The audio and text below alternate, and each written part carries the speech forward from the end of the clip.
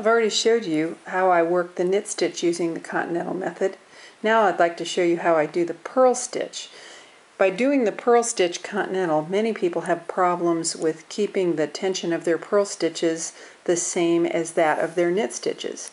Well, I'm using the same wrapping technique to hold my yarn in my left hand, and that allows me to maintain that same even tension that I achieved with my knit stitch. So if you didn't see that other video, here's how I wrap the yarn on my left hand.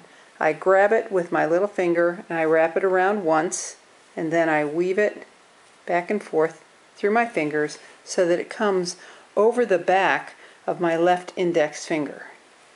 So now let's get on to some knitting, or purling I should say. So for my purl stitch, I insert the needle as to purl, and you can see that I rather throw the yarn around that right hand needle with my left index finger. I'm able to do this because of the way the yarn is wrapped around my finger. It comes across the top of the finger so that when I need the yarn to go up, all I have to do is raise it. I can bring it back down again, and there we have wrapped it around the right hand needle to complete that stitch. Now because it's maintaining its own tension, it's just sliding itself, the yarn is just sliding through my fingers exactly the same way that it was wrapped for the knit stitch. That tension is maintained in the same fashion. And I get the same kind of even stitches that we saw on the knitted side of this piece of work.